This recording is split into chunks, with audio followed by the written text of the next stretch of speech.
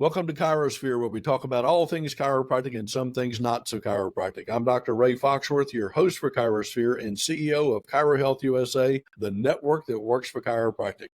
I'm really excited to have this conversation today with my friend, Dr. Tim Bertelsman. His leadership within the chiropractic community has been quite impactful. He's held various positions with the Illinois Chiropractic Society, including president of the executive board, where he continues to advocate for the advancement of chiropractic care. He is a co-founder of ChiroUp, an online clinical and business resource that empowers chiropractors with the tools they need to thrive in practice. Welcome, Tim. Yeah, thanks for having me, Ray. Absolutely. So, Tim, as I've said on many podcasts, I'm a big fan of Simon Sinek, and I'm always interested in not just what people do, but their why. So with all the roles you've played, what's the why behind all you've done to date? I think probably the same way that a lot of us are in the same boat, that we have a profession, we have this beloved profession, and I don't think that it always gets the respect that it deserves. And so our mission is to advance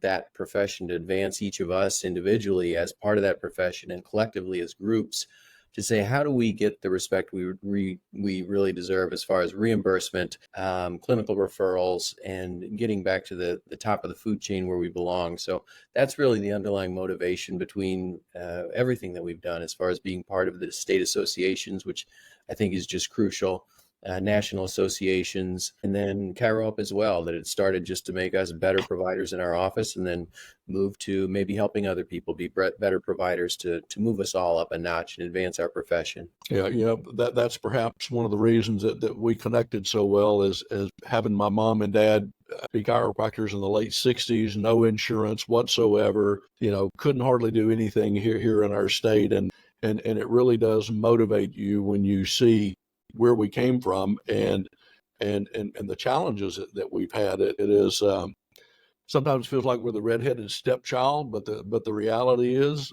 there is so much good going on in chiropractic care right now and just in the profession. And I've been saying this for 30 years. There's never been a better time to be in this profession. It really does just keep getting better. It doesn't mean we don't have challenges, but it is certainly moving in the right direction. Sure, you can have a challenging day at Disney World, but we have to realize how lucky we are as chiropractors. And I couldn't agree with you more that this is an opportune time, that every year has gotten better and better.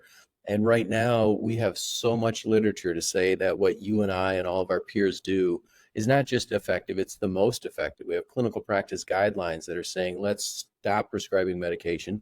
Let's start using spinal manipulation and the things that chiropractors do in their offices. And I think that if we can be the megaphones of that message and continue to earn the right to have those sort of privileges, we're headed in a great direction. We'd just like to help advance that any way possible. Yeah. So let's start off with letting our listeners know exactly what ChiroUp actually is and how it's helping doctors be more successful in their practice, not only in their practice, but also with great patient outcomes. So what exactly is the core of ChiroUp? So probably 8 or 9 years ago, time flies, I had a patient and she had come in, she had shoulder impingement syndrome, and on her third visit, she didn't show up. And you know that feeling, and everybody listening knows that feeling, that one kind of stings.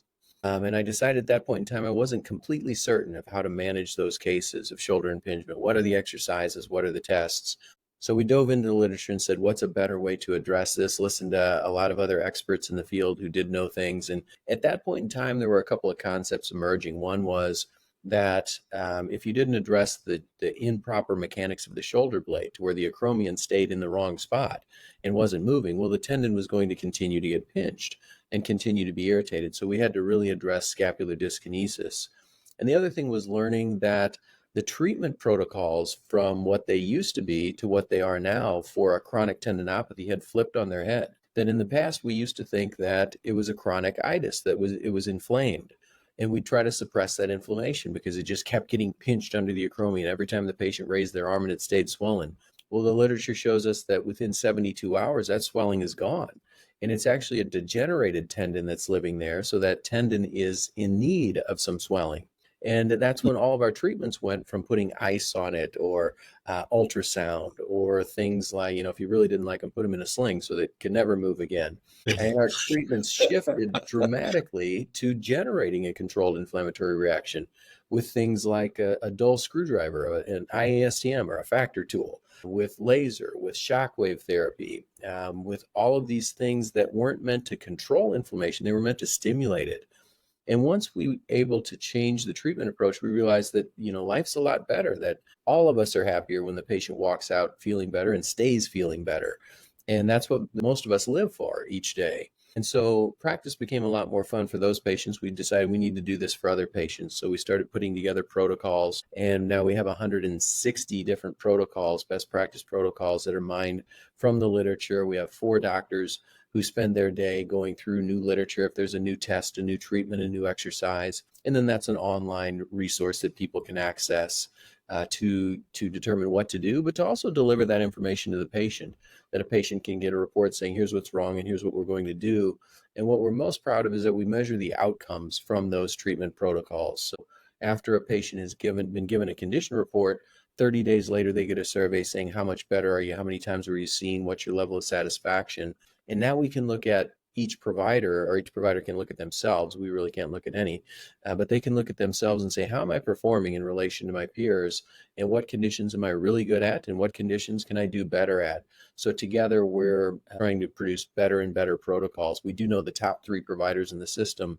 We have 3,000 now in 16 different countries. So Wow. We get a lot of data, and we learn from them how to get better. And that's the whole mission. When you guys shared that with me early on, the fact that as a part of this, that I can actually see how I'm performing, if you will, but then more importantly, learn from the people that might be getting a better outcome than I am. I mean, it just helps build a better chiropractor. Yeah, and build a better chiropractic network that we've each spent a lot of time making ourselves better, going to classes, and if we can leverage that so that everything we've all learned becomes common knowledge and is actually put into practice, it's a profession that won't be able to be competed with. So, this conversation occurs in the profession, evidence-based practice, evidence-based protocols, and there are some that don't like the concept of that. It feels like, oh, you're going to micromanage everything I'm doing. But from everything I've seen and learned, that when we've gravitated towards evidence-based, chiropractic comes out on top. So I don't know what we're afraid of, or what some are afraid of considering or embracing, or at least learning from evidence-based. So how would you define an evidence-based protocol, and what can doctors do to kind of gravitate towards that if they choose to? Right. I think evidence-based could just be summed up in, here's what the facts say about what works. And I'm not sure there'd be anybody who's not interested in knowing that if we have quality studies, a systematic review, or a clinical practice guideline that says this works, we should probably use it. And we get frustrated as chiropractors when MDs don't use their clinical practice guideline from Annals of Medicine that said in 2017, a Valentine's Day gift for us, that said, let's start using spinal manipulation and stop prescribing. So we're frustrated when they don't change. And it should be the same way around, that we need to be willing to change too. And that doesn't mean abandoning our roots. That doesn't mean abandoning our incredible tools that we have. It just means if we learn something that works, why wouldn't you use that? That every profession needs to evolve. And that doesn't mean that if we're painters, we need to hang on to a paintbrush. We can still have it in our toolbox, but we better learn how to use rollers and airless sprayers too, in order to compete with other people who are doing that. So I think recognizing that we should hang on to the things that have made our profession great, but we should continually refine those by saying, what do the facts say about what really works? And let's do that. And fortunately, all the facts say the things we've been doing a long time work really well. Yeah, they do. It was interesting when I had my practice, as we may have shared with you, it was part of a spine center with 13 MDs, orthopedic, neuro, every specialty that's related to spine there. And it was really interesting to watch. I think we had 7 neurosurgeons upstairs, and some gravitated towards referring to us, but there were 2 or 3 that just would not. I mean, it just wasn't in them. But what was interesting to find was when some of the guidelines came out for neurosurgery, orthopedic surgery, for for spine surgery overall, I got a call from one of the guys upstairs. He says, Ray, I got to send you this patient because our clinical guidelines now require that they have had a course of chiropractic or physical therapy. And so, it was interesting to see other professions finally realize that, oh, this stuff must really work. And it was certainly rewarding to see them kind of begin to incorporate it, or have to incorporate it, because they couldn't get reimbursed for doing a surgery if they couldn't have documented that something else had failed. Yeah, yeah. And ultimately, that's the bottom line, that guidelines come out and people can pay attention to them or not. But once it starts impacting their overhead and impacting their ability to make a living, then it gets serious. Now we have to listen to those sort of things. Follow the dollar. Isn't that always the case? Very much. One of the things you brought up, a great point there, as far as how sometimes in a practice, one MD will refer, another won't. And that's a question we really wanted to answer too. So we have a good relationship with a lot of the PCPs in our community, and we're kind of a hub for healthcare just outside of St. Louis. So then we've got several hundred doctors in our town that most of Southern Illinois will ultimately go to or refer to. And we go into offices about once every 6 months to try to just say hi. When you continue to foster those relationships, you tend to continue to see referrals. And one of our campaigns was to ask all the providers, why would a PCP potentially not refer to a chiropractor? And we got interesting answers, because we had people in the room who might be, heavy referrers, people in the room who would refer if the patient said, could I see a chiropractor? Well, yes, but make sure you see this one, because there's only one good one. And Yes. then there are people in the room who wouldn't refer if their license depended on it. And we got a lot of good answers. And it was, number one, a lack of communication, that if you're not communicating with the PCP saying, hey, I'm on your team, I'm not here to take over their entire healthcare, I'm here to help you with whatever issue you need me to help you with now. Another one was that there's potential harm, that there's a lot of misinformation about stroke in particular, and that's serious. And a PCP, just like you and I, we want to look out for our patient's best interest. We're certainly not going to send them somewhere that we think something bad could happen. And so this misinformation that keeps getting perpetuated is really slowing things down. And the next one was that you see a chiropractor forever. Once you go, you have to go forever. And while that's true, we'd love our patients to see us forever, not necessarily for the same complaint. So we have to differentiate that we're going to solve that complaint, and then they can choose how they want to move forward. And then the fourth one was that we don't help. And really the bottom line to that one, and you think, how is that the case? There's a clinical practice guideline that says not only do we not help, we're the best help. But unfortunately, as providers, you and I, we only see each other's failures. That if we have a patient that is solved by someone else's care, they don't come to us and tell us that they were going to see us as the next step. They only come to us to say, you are the next step because the last step didn't work. And I think that's where we as a profession can do a better job. That if we could send out a release report to every single patient's PCP, we can dispel all four of those myths. That yes, we do communicate. And it can be as simple as, Dr. Smith, I saw your patient. She presented 3 months ago with lower back pain. I diagnosed her with a disc lesion. I treated her 6 or 9 or 12 or however many times. She's 100% better, and I'm releasing her back to your care. There went all four of their concerns. That you do communicate, you don't harm that patient at least, you did help that patient at least, and you're not taking that patient's care forever for that single complaint. And while that may not change anything from one letter, if we could do that with every case and the PCP got to see every one of your successes, it's a different world. And if all of us were doing that, it's a whole different profession. Yeah, no doubt about it. I'll tell you a quick story about one of the first referrals that I received from a local MD. This guy he sent over was like 76 years old, and he wrote it out on a prescription pad, and it said, 1 office visit, no manipulation. At first you want to get pissed off and say, what the hell are you talking about? But, I realized that this guy clearly does not understand what we do. So I called him. And I said, listen, I really, really appreciate the referral. I look forward to working with you. I said, you do know I'm a chiropractor, right? And he said, yeah. And he said, I said, you do know that what I do is adjustments or manipulation. He said, yeah. I said, so you've got one office visit and no manipulation. I'm not a magician. So what exactly is it you would like me to do for this gentleman?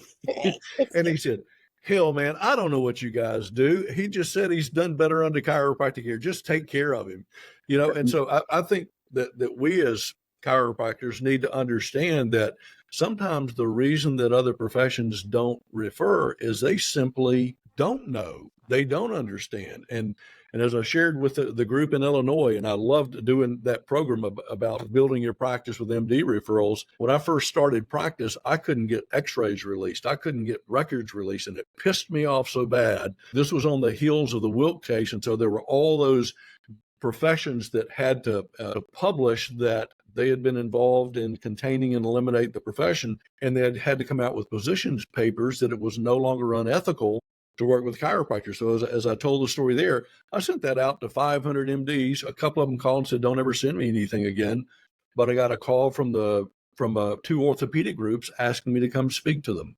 And literally that is what started building and growing my practice. And once you understand that we can gripe and bitch and complain that they don't understand what we do and get upset with them. But the reality is that's letting them own it.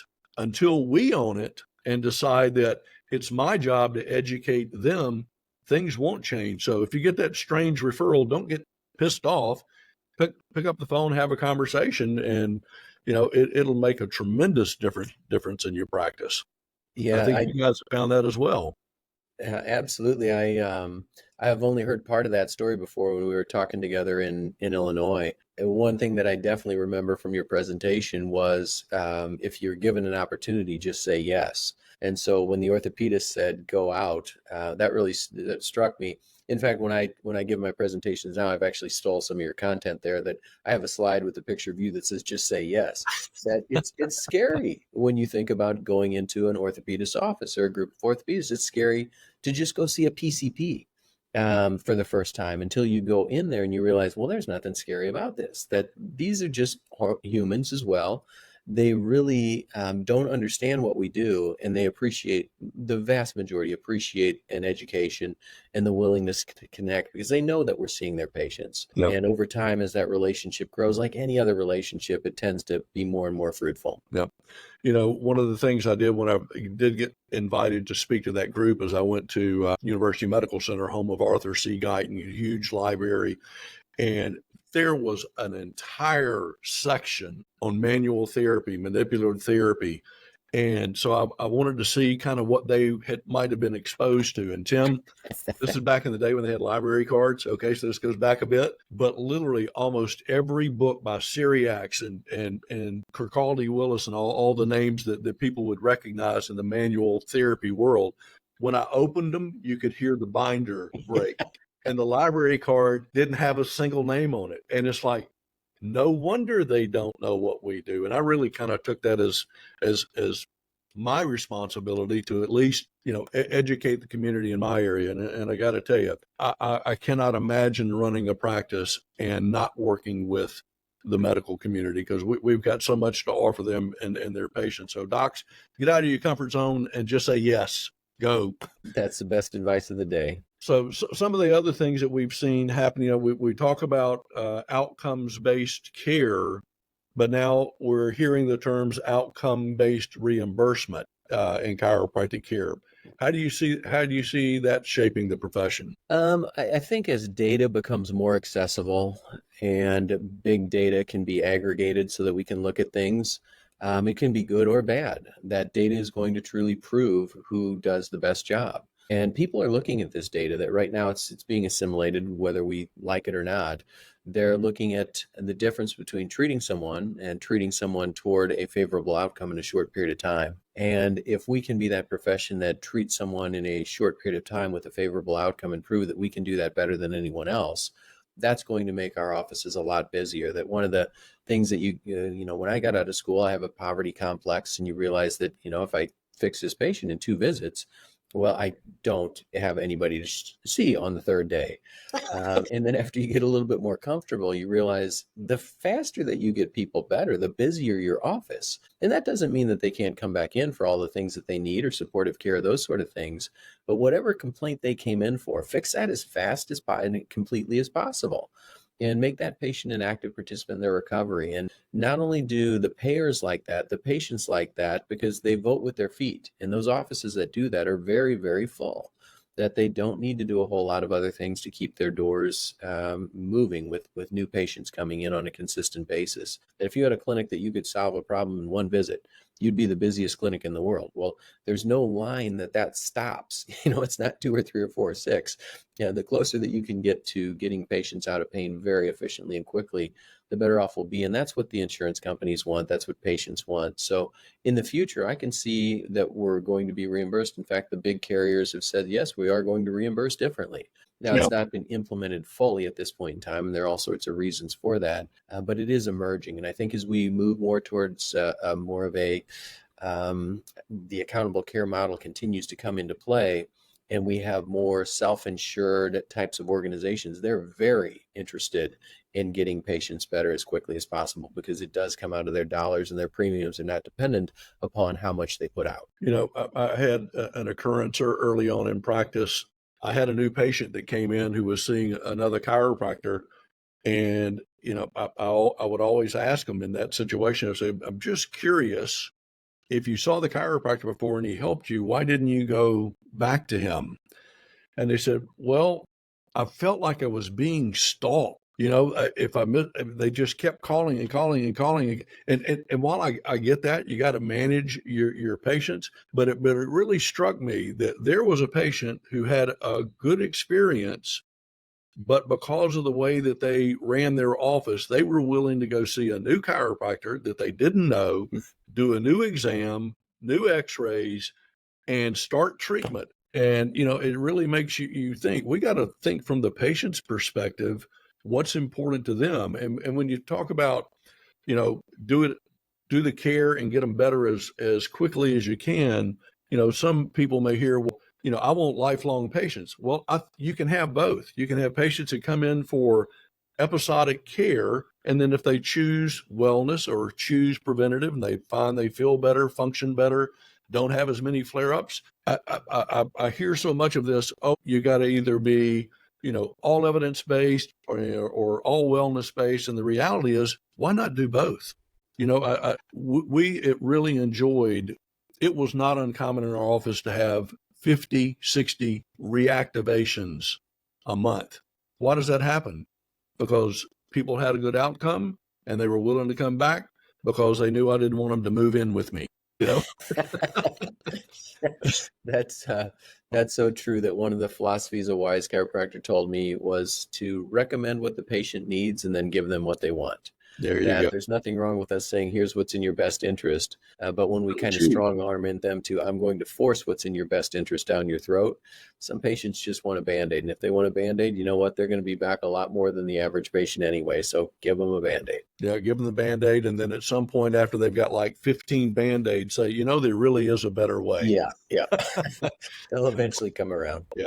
Well, hang tight, everyone. We're going to take a quick break to hear from our sponsors. We'll be back in about 30 seconds. Welcome back to our podcast with Dr. Tim Bertelsman. Really enjoying this conversation, Tim. So patient education plays a vital role in our care.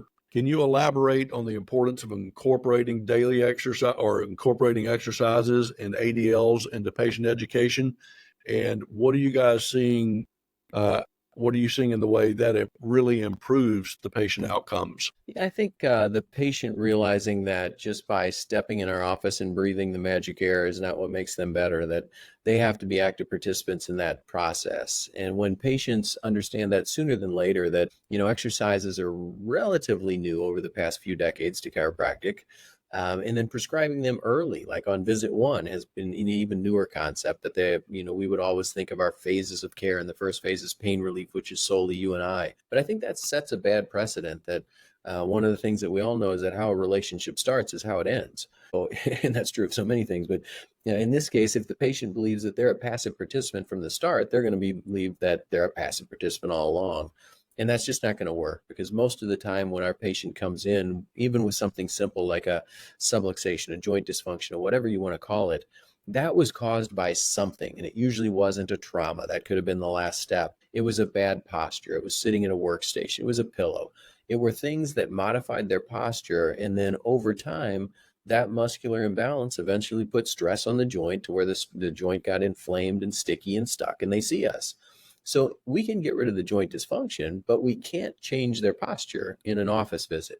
They're the only person that can help to do that. So getting the patient into that mode, let's get some mobility, let's get some strengthening of exercises that may help to improve your biomechanical function in your posture, and letting them know that early obviously produces huge results. And there's just countless studies saying that exercise works. And I don't think it's so crucial which exercise. The better you can dial in, obviously, the more that's going to work. But just get some blood flowing, get the patient active and moving. That there's Motion, really not. movement, and activity. Yes, yeah. Get off your butt. Yeah, it's inactivity. We see so many things are related to inactivity. That hypovascularity and ischemia is every neuropathy. It's every tendinopathy. It's lower back pain. It's nearly everything that we treat. So getting that patient to do something to get blood moving, both globally and functionally, for their posture, is certainly going to improve outcomes. And then teaching them, the things that they shouldn't be doing or should be doing at home. That I always think back to one of my patients. It was that magic third or fourth visit where he came in and I said, "Well, how are you doing today, Gary?" And he's like, "I'm much better." And I thought, finally, my magic dust is working. And he said, "Yeah, my neighbor told me to quit sitting on my wallet." And I'm like, "Well, why didn't I tell you to quit sitting on your wallet?" So you get busy, you have 3 people sitting outside your door, and you forget to tell the patient that. So having some sort of system that doesn't forget those is crucial. Yeah. I believe in the program that you guys have, or in the software that you guys have, there are actually things that can be sent to the patient, or that you're able to give to the patients to, how are you monitoring or making sure that they're doing what they're supposed to? Because most of them would just like to drop their spine off, for a couple of weeks and come back and pick it up. So, well, Yeah. how do you ensure, how are you guys trying to make sure that the patients are compliant? That's the tough one, because it's a third of prescriptions actually get filled, and that's something that's pretty passive. If you can't go fill the prescription, wow. In our exercises, I'm not sure what the compliance is from a profession standpoint, but we know there are things that you can do to help improve that compliance. And number one is, I always think back to, we had one of the top performers in our system, and he was the top performer. We see the top 3 top 3 performers for every one of those diagnoses. That's the only people we see their stats. And so he was a top performer in 5 different categories. I'm a top performer in none. And I'm like, first of all, he's got to be I cheating. know, Tim. Yeah, yeah, I got to step up my game.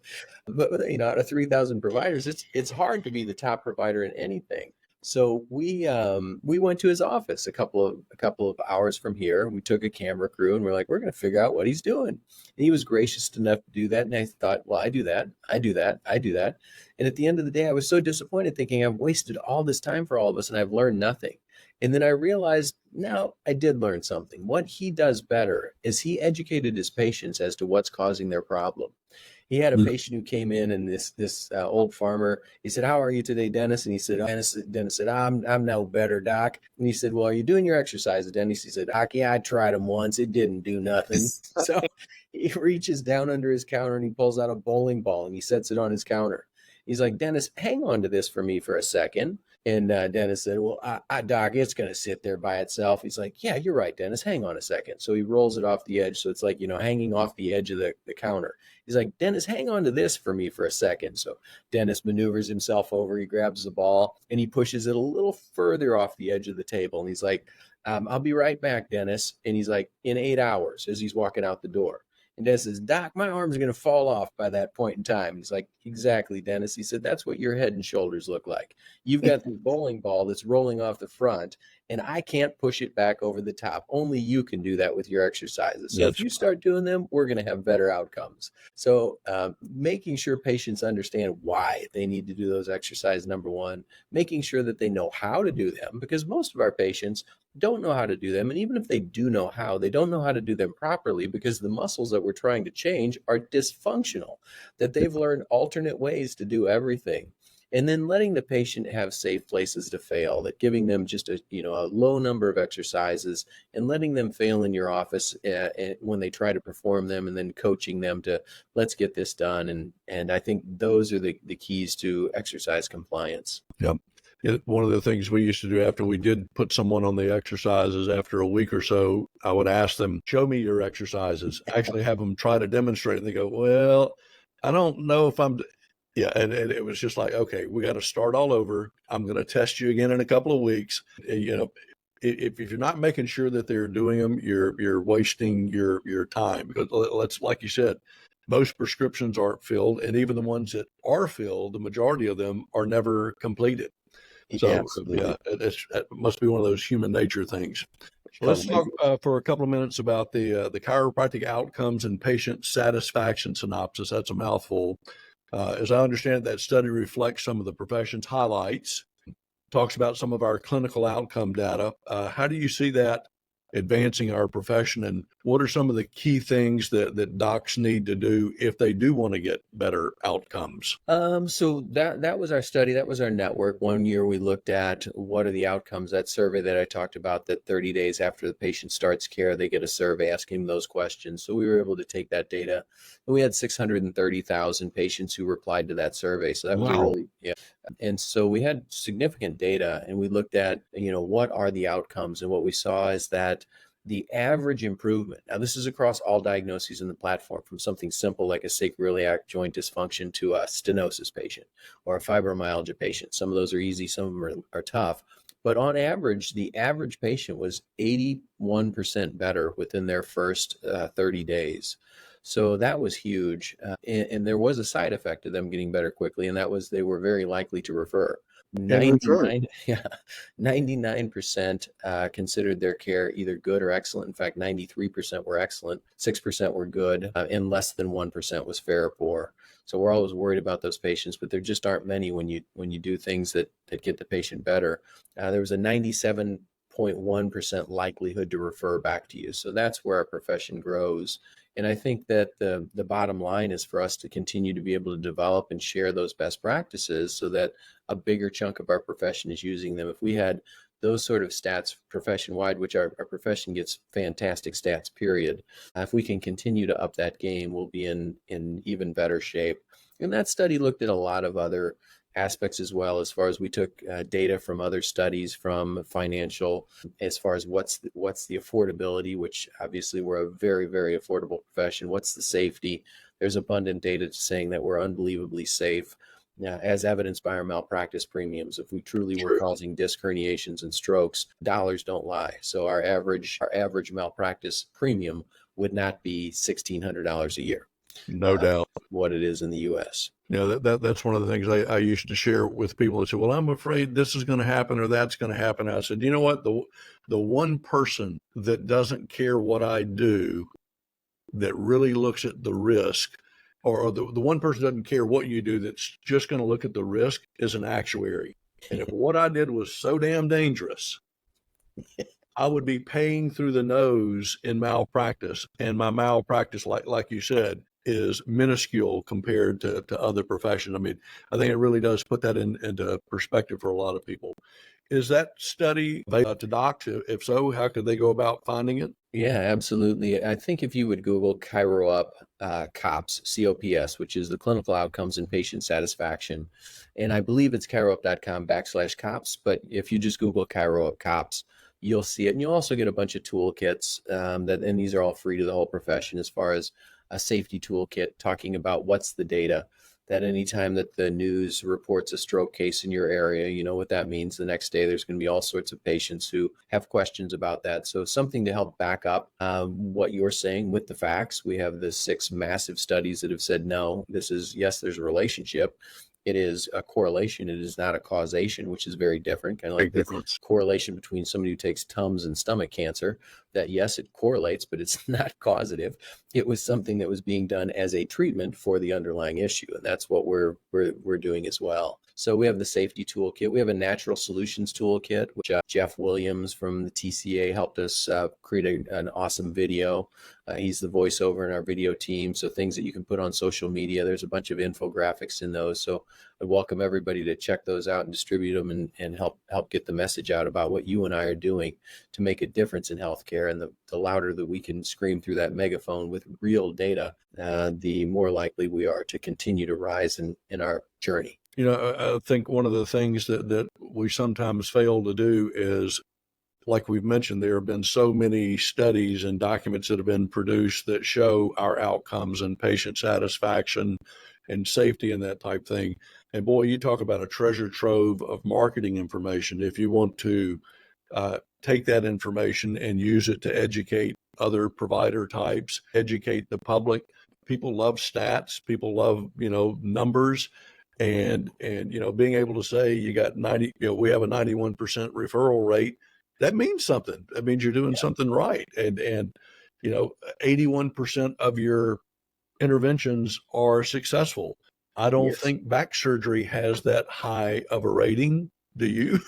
Yeah, not in 30 days for sure. Yeah, a high percentage of them never even return to work after. I mean, not to bash that, but I mean, it's a complicated process when you have a back surgery, and I'm sure they would love to have an 81% cure rate or return, at least over 50% return to work rate. That would be awesome for them. So we need to embrace that and publicize it. Yeah, I mean, just if everyone on the call would go through the COP synopsis and take a screenshot of your favorite graphic and put it on your social media page. You don't have to give us credit. We're not looking for anything from this. Just if we could all get those messages out and make a little statement about how you interpret that information, what it means to you, and link it to a natural solutions video or blog, one of the other things. If we could all kind of spread that word, that's what we need, because we have to overcome the word of those failures. That people do talk about the failures. The PCPs talk about the failures. Your neighbor talks about their failures much more than, or about, failed interventions they've had much more than the ones that worked as expected. So, well, let's face it, we do that in our lives as well. I mean, my kids will tell you, they'd come home with 4 A's and 1 F, and what does daddy focus on? It's like, do you not see the 4 A's? I said, yeah, the 4 A's are nice and they're expected. This one's going to keep you from getting into college. So I think it's human nature to do that. So we got to spend some booth time together at Parker Vegas, and you guys rolled out ChiroUp's next evolution, a full-blown EHR. So what kind of innovations are going to set this EHR apart from others? And when might it be fully rolled out or available to the average doc out here? Yeah, I'm kind of squirming in my seat because I'm so anxious about this, that we're getting ready to fully implement it in our practice here in the next week. And once our practice has worked out any bugs at speed, obviously we've worked through the bugs so far. And once we've worked them out at speed in a full-time practice with a few providers, then we have a beta group that's ready to go, which is the start of July. And once those beta testers, those 10 clinics have used it at speed, then we roll it out. And I think the number of things that have made it different. Number one is that we surveyed our subscribers that, Brandon and I were pretty happy with what we had, that we had a good life and things are coasting around pretty well as far as ChiroUp's running and everything's good.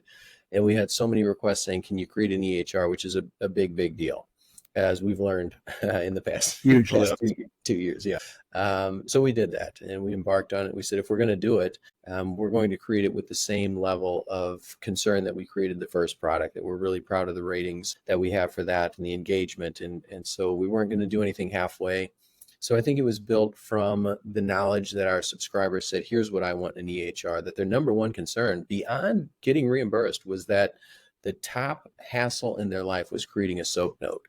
So we've created a really, really nice system that creates a SOAP note that is legit, that is unique, and really takes 20 seconds for an initial visit note. It's unbelievable until you see it. We have some patented technology that allows us to do that as far as how we put the assessment before the object and plan. And once you know what the diagnosis is, then you know probably what you did and probably what tests and treatments were performed. So we're able to help make better guesses for you in that case that you can customize along the way. So the documentation is the big one. It still puts a smile. In fact, just before this podcast, I was doing some notes, and it still puts a smile on my face when I make a note. Something that I used to hate now is just so quick and good. And I think the other thing is that it was all built together, that so many EHRs have a component that's great. There's not an EHR out there that doesn't have something that somebody loves. There's not an EHR out there that everybody loves everything about their platform, and that's what we're trying to create, is that people love everything about that platform. And so That's a high bar, Tim. it is a high bar, yeah. And we've got a fantastic team, truly an unbelievable team, a magical team that came together of a number of senior coders and a senior architect and the cybersecurity specialist. And then we've got Brandon, who's just a fountain of great information and ideas. I mean, if you want ideas, you'll be drowned by them within a few minutes. That he's got so many great ideas, and our subscribers had so many great ideas. And it was built together so that when you create the note and when you do the assessment, that transitions immediately into the billing. That, you know, if you did this procedure, here's the code, and using the machine learning types of things and algorithms to tell us it's probably this code, and these are your styles of billing. And so automating those processes, sending it out to a clearinghouse, bringing it back in with automated ERA uploads, that it's just the time savings that we really will be able to help decrease overhead by decreasing staff. We've got some great partners in the project to help bring some incredible automations into it. And we are super excited to see this get out to the profession, because I do believe it will be a game changer. And most importantly, it will create real data, that our data lake, or the data that we'll be able to help put into that data lake that the profession is building, will be helpful, like so many other companies are doing now too. But I think that we'll be able to put a lot of water into that lake once we're up and rolling. Way to put it. You know, that has been absolutely amazing to see as part of the chiropractic strategic plan. Dr. J and Brad Cost have been able to get historically competitors to be able to agree to feed that data, the claims data, the information, into what we're calling what's called the data lake, to where we truly have access to our own data. Because as I've said with Jay many times, whoever owns your data owns you. And for too long, our data has been owned by the insurance companies and those outside of our control. And so it's really, really critical that that we work with companies that are willing to contribute to that data lake, using an Infinity or clearinghouses or Fortis or people that are willing to say, hey, we want to help improve the chiropractic profession. So our company is absolutely going to contribute to the data lake. And if your EHR isn't contributing, you need to have a conversation with them, because it'll absolutely help improve the profession. Yeah. If you're on the train with Jay and Brad, you're going to the right location. So if people want to find out more about how to be a part of ChiroUp and the new HR that's coming along, what's the best way to connect with you, Tim? I mean, if you have questions for me, I'm Tim at ChiroUp is my email. I'm happy to connect with anybody. If you want information about any of the things that our company is doing, ChiroUp.com is the website, and there's plenty of helpful people in the company that would be happy to share whatever you need, whether that be infographics or information about the product. We're here for whatever you need from us. Awesome. So I got a couple of just for fun questions. What talent do you have that most people don't know about? I'm still looking for a talent that people do know about, first of all. You know what? I've been dreaming all day that today is near the start of summer. As far as when we're recording this. So I'm looking forward to going barefoot water skiing with my family this weekend. So that would probably be one thing, because it's been on my mind all day. Well, there you go. What's the worst job you ever had? This one's a lot easier. It is, I was a busboy at a restaurant, and my very first day on the job, I was carrying a bus tub, and the syrup spilled down my shirt and into my pants, and I didn't know it. So I had 8 hours of the old denim-y, the brown denim pants that were from 30 years ago stuck to my skin. That was number one for sure. And my last question is, what do you think you would be doing if you weren't doing what you're doing today? I'd be sad. That's a good answer. That's a good one. Well, thanks for spending some time with us today, Tim. And thanks to everyone listening to the ChiroSphere podcast. Please subscribe and share the podcast with your friends and let us know who you'd like to hear from in the future or what topics you'd like us to cover. If you want to learn more about Chiro Health USA and how we can help you develop a compliant, profitable discount strategy that will absolutely grow your practice, income, and profitability, call us at 888-719-9990 or visit our website at ChiroUp.com, and that's how you spell ChiroUp, to find out why Chiro Health USA is the network that works for chiropractic and you. Again, thanks so much, Tim, and everybody make it a great day.